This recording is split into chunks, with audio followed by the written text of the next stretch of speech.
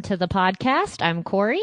I'm Natalie, and we are the Art History Babes. So today we're talking about the swing. I'm so excited to talk about the swing. It's kind of crazy it took us this long to talk about it. I know. I love this painting. Oh, man, it's so good. So I guess this is also kind of housekeeping, but also just like a fun thing that we're doing in relation to this episode. So a while back, it was probably like a year and a half or 2 years ago, I made a playlist that was inspired by the swing. And I'm going to kind of revamp that playlist and make it a little bit more current.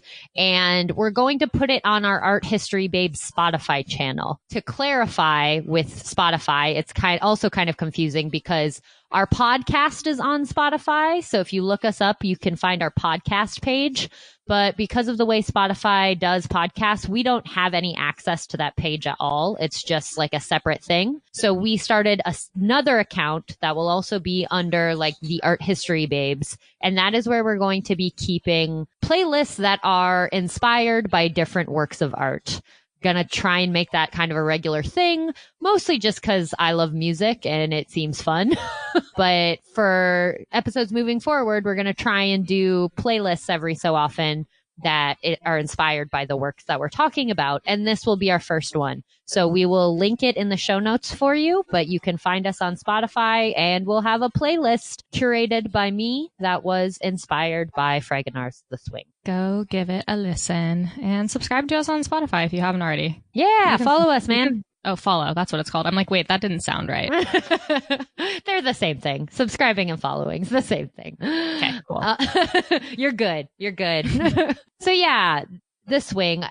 This is, I think, come up at various times throughout the course of the podcast, but I have like an unabashed love for Rococo and it kind of like pops up randomly. So yeah, I don't know, just jazzed about this episode. And I'm also kind of excited because I feel like we haven't talked enough about Rococo. So I'm excited to kind of see your thoughts in relation to this work. Yeah, I'm excited to work through it because this is a painting that didn't really attract me the first time I saw it. But obviously once you learn, and you guys will get there once we stop rambling, we'll take you there in a little bit. You'll know too.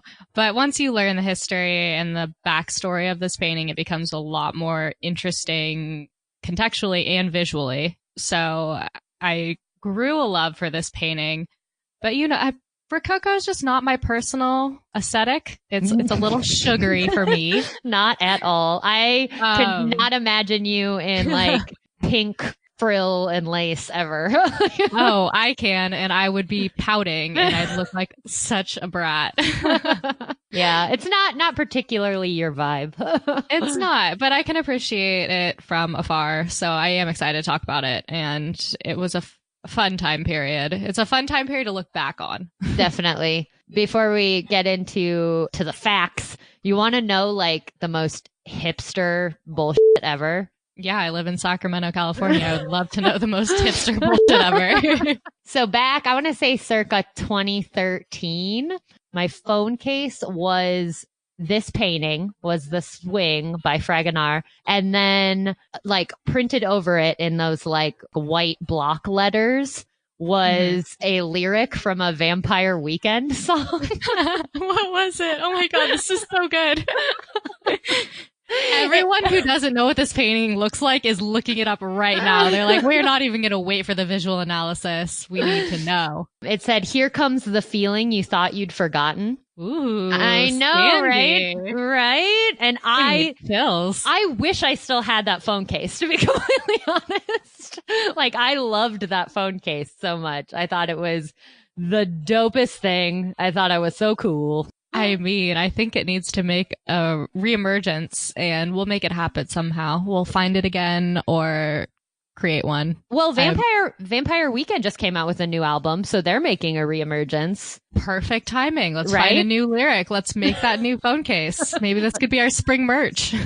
All Vampire Weekend themed, just for the hell of it. What if that was like our next merch was just Fragonard's The Swing with different Vampire Weekend lyrics on top of it? Oh, I love it. Anyway, we promised you guys scripted. We promised educational. All right, let's get to it. Let's do it. Jean-Honoré Fragonard painted The Swing in 1767. The Swing is your quintessential Rococo image. As far as art history goes, this painting is widely recognizable and a perfect representation of the Rococo style, which is characterized by all things decadent and frivolous. The Rococo style is very ornamental, very theatrical, and awash with pastel colors. Just pastels on pastels. The Rococo style actually grew from the Baroque style of painting and got started circa 1530 with the French school of Fontainebleau. However, Rococo really saw its heyday in early 18th century France during a time of stability and wealth, which resulted in a greater focus on the worldly pleasures and decadence found in Rococo paintings. It's also important to remember that Rococo was really getting going in the early 18th century, and then the French Revolution occurred at the end of the 18th century. And this happened obviously for many reasons, but one of them was it being a backlash against the pleasures and decadence that were enjoyed by the ruling elite and were also depicted in Rococo style paintings. So I think the general vibe of the French Revolution, it can be seen in how people look at Rococo. I think there was a very kind of vicious backlash against Rococo paintings, the same way there was a, super violent, super intense revolution. So this is one way to kind of think about why the Rococo style in intellectual circles has been very widely disliked and criticized. And a lot of times it's looked down upon from a moral standpoint, from like this kind of virtuous moral high ground. And as a response to Rococo, we started to see a lot more very serious, politically engaged art. The Rococo style, and the swing specifically, is meant to appeal to your sensual side. And it's not really intended to be particularly intellectual. And many Enlightenment thinkers, such as Diderot, not big fans of Rococo or this painting. So let's do some visual analysis and discuss why the swing is an emblem of the Rococo.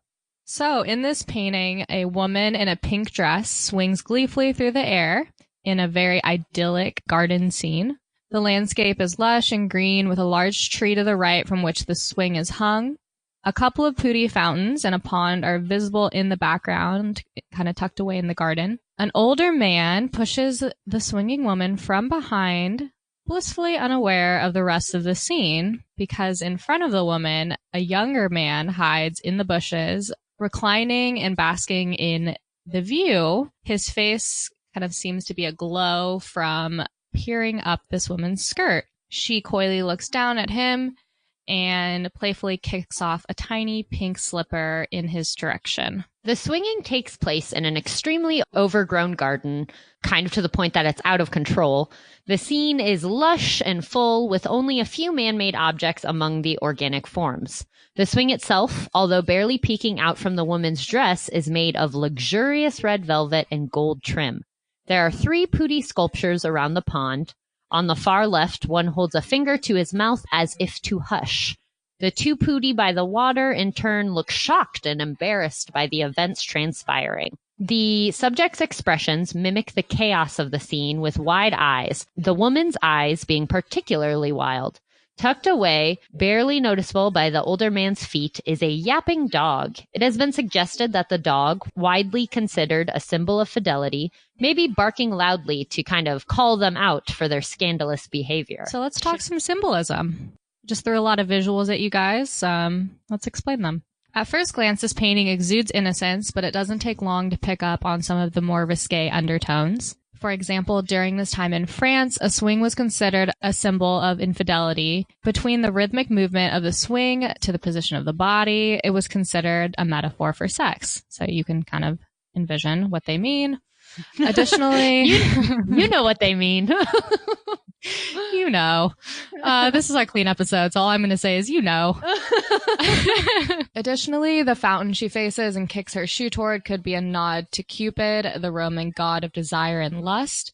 Cupid raises his finger to his lips. Is this an attempt at hushing the barking dog? The hardly visible but obviously aggravated dog is barking at the man pushing the swing, but to no avail. The pup's warnings are going unnoticed by this oblivious man. and desire is overpowering fidelity in the scene. And just the cherry on top, if peering up her skirt isn't kind of scandalous enough, the angle of his outstretched arm is just undeniably phallic.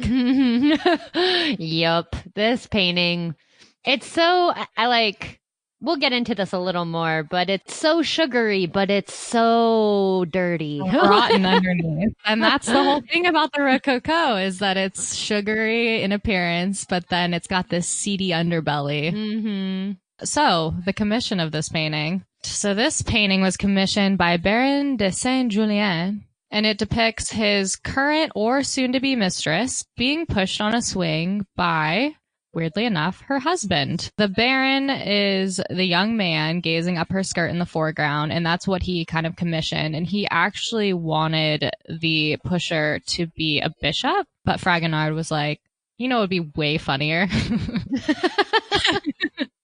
Let's make it her husband. Just personal thoughts. I kind of like the bishop. I kind of think that's like more fun, you know, like, because the bishop represents like the church and everything the church represents and stuff. And it's kind of like placing this scene of almost like sexual abandon at the hands of a bishop. I think that's kind of an interesting move. I think you're right. I don't think they were ready for it. At the time, this in itself was like scandalous enough, actually visually representing a situation that happened all the time. Like, it wasn't an uncommon thing, but it wasn't talked about. It definitely wasn't painted. Yeah.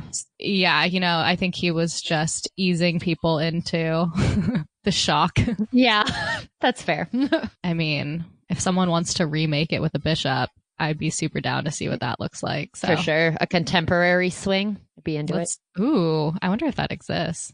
I feel like this image has had to have been appropriated by contemporary artists. I would be really surprised if it hasn't in some, you know, meaningful way yet.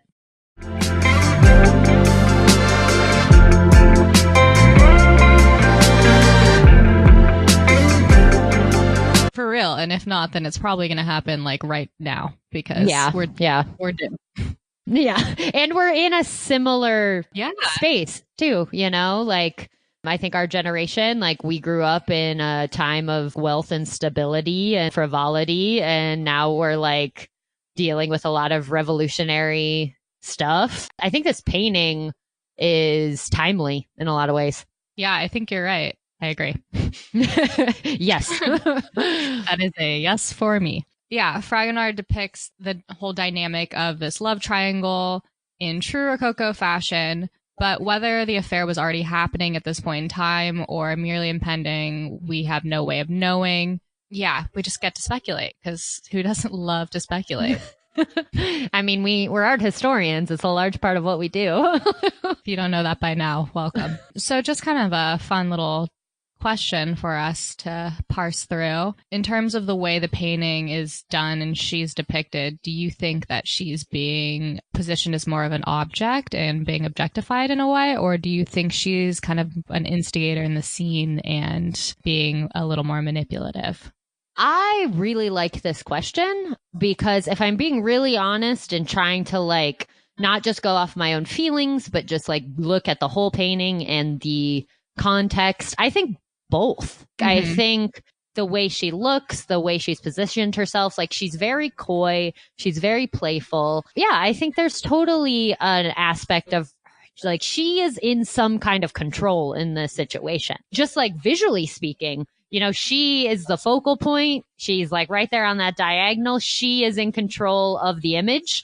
And I also think in some way she's in control of the situation. But at the same time, yeah, 100% there's an objectification going on here too. You know, I think just having her in the position of being between two men, you have an objectification happening. Yeah, no, I think you're right though in it being both. And I agree, because in this situation, she's the mistress, but she's also the wife. So she's kind of playing out both sides of this, at this point, French cliche of the mistress. There's not a male word for it, is there?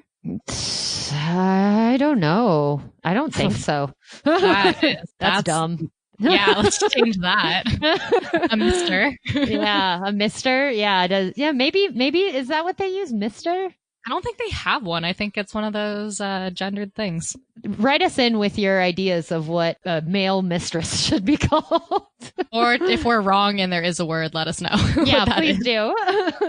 Yeah, she's getting to be both. She's inhabiting this stereotypically male persona by cheating on her husband, but she's also being a mistress to this other man. So relationship-wise, interesting. Yeah, not an unknown dynamic. Yeah, and she's definitely, defined by her relationships with these two men in this image as well, which kind of lends to the objectification element.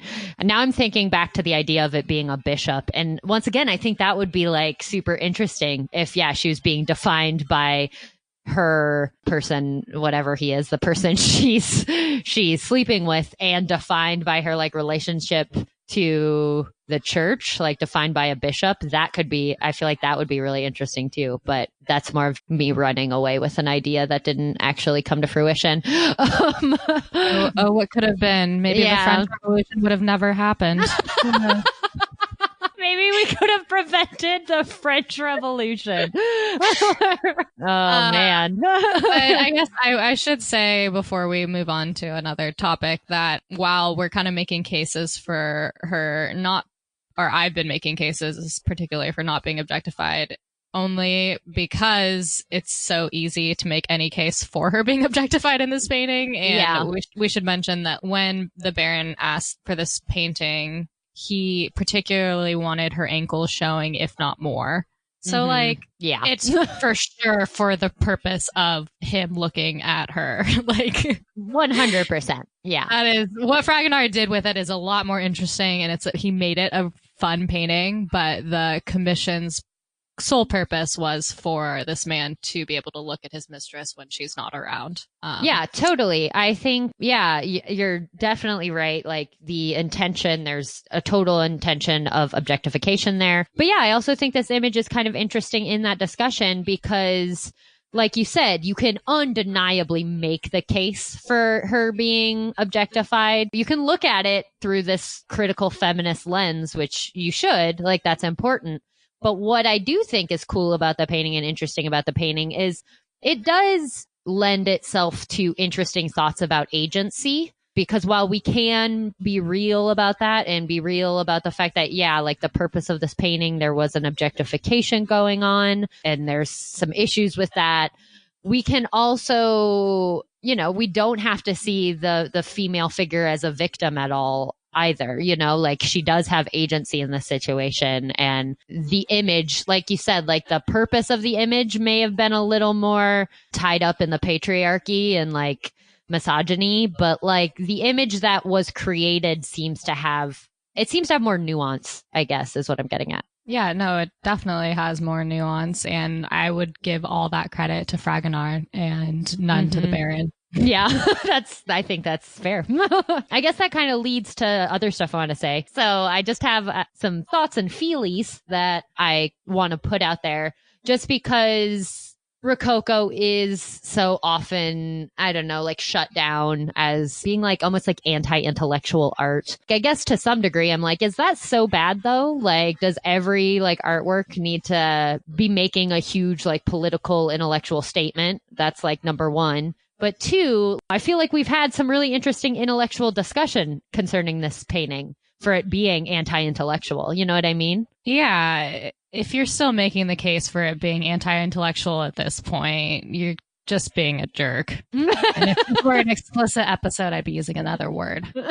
Yeah, it's kind of, I feel like at least at this point, like I understand the backlash that happened because of the French Revolution, like that totally makes sense. But at this point, like it kind of feels like a cop out, in my opinion, to just like shut down this work and like other Rococo works as being almost meaningless and frivolous. Yeah, you can criticize the time and what was going on, but you have to separate the artist, which we talk about a lot, but like separate him and what he's doing from all of that, because he's actually doing interesting things despite the culture and despite what he's being asked to do. Like, he got asked to make a pretty, well, in Corrie's mind, interesting painting, but even like all the little nuances of like fidelity and secret keeping and all of that, like that is all Fragonard. That would not have been the Baron's input. So it's just, yeah, you're exactly right. It's lazy, and don't do it. Just don't do it. My like personal love from this work honestly comes largely from a place of personal interpretation more than anything else. Like, I've always liked this work, and I enjoy learning about it and learning context because it just adds layers. But I always just, something about this work just hit me. Like, it made me feel things. I just really always enjoyed it. And I think to some extent my love for it comes from the fact that looking at this image just like makes me feel good. It represents simple, basic pleasures of life. Yes, there is like frivolity, but what's so great about this painting isn't the luxuriousness of like the dress she's wearing, I don't think. I think it has a lot more to do with just the image of what is going on. And obviously these images are easy to critique in terms of political issues and class consciousness and complicated dynamics of this specific relationship. And it's really important to do so. And it's really interesting to do so. But for me personally, when I look at this image, it really does feel incredibly innocent to me, even though it is, you know, sexy and scandalous. It is also this like representation of the basic human desires, and it evokes this sense of abandon. And like, to me, it feels like being in love and being playful with your crush and swinging high in the air in a lush garden. And I don't really know a much better feeling than that. Kind of makes me feel giddy in a way. I like that. What did you just say? Playful with your crush? Like, yeah, it's in a garden, and that is kind of what it is. If you take away the dirtiness of it, like, that is exactly what's happening.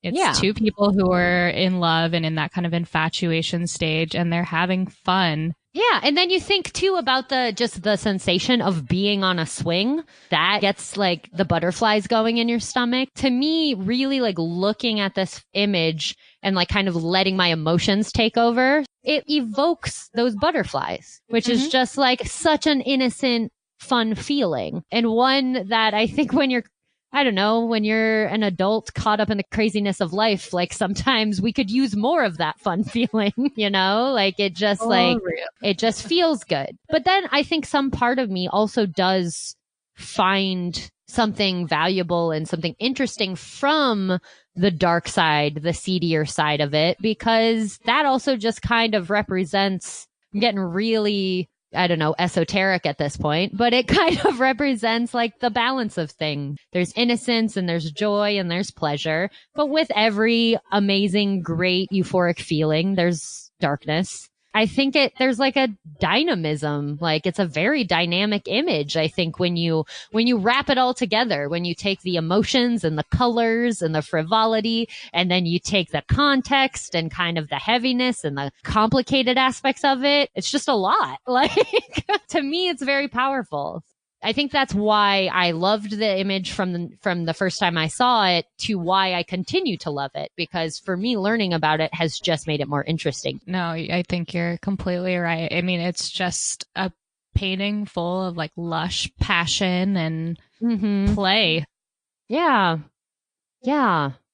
And I don't know, those are two things I love. Passion and playful passion. Like, that's a great thing. So do you have any other thoughts on this guy? That's all we got for this one. A quick thing I wanted to mention, I found while researching this painting, there's a ASMR YouTube channel. If you're unfamiliar, ASMR is like this huge thing on YouTube. It stands for Autonomous Sensory Meridian Response. People who do it, they just do various things, and they basically kind of talk in like this lower, slower, kind of like almost sensuous tone of voice. And it creates, for a lot of people, not everyone, but it creates this kind of calming experience, this like kind of tingly experience. A lot of people use it to calm anxiety. And ASMR channels are like huge now. And I found an ASMR channel which is focused on like history and art history. And so there's a guy who talks all about Fragonard's The Swing, tells the history of it, but in ASMR. Hey everyone. This painting is called The Swing. It was made about 2 centuries and a half ago by French painter Jean-Honoré Fragonard. It's like very enjoyable, but also I thought it was an interesting parallel to the artwork itself because ASMR is something like a lot of people have kind of been trying to like talk through it and figure out why it has this effect on people. And like some people do make the argument that it's just straight up sexual, but I don't think it is just like sexual for a lot of people. But I do think there is a sensuality to it, in that sense that it makes you kind of tingly and like warm. I don't think it's necessarily like sexual, like dirty, but you know, there's a sensuality to it, and it like taps in 21st century sexuality, not 18th century sexuality. We'll just say that like we have a lot broader understanding of what sexuality is now, and hopefully no one listening thinks that sex is dirty. Yeah, there we go. That was a great way to put it. So there's a sensuality to it in that it's tapping into your senses and things. And so that being one of the primary themes of this painting, I just thought it was interesting, you know, this ASMR experience of learning about this painting. So we'll link it down below for you so you can check it out yourself. All right, guys. Thanks for listening. We appreciate you. If you are out there studying for the AP Art History exam, make sure to head over to arthistorybabes.com and check out our page that we have compiled all of our content that we've made that is relevant for the exam. So you can use some of our resources to help you study. Check us out on all the social media. That's it, guys. All right. See you next time. Hear you next time. Bye.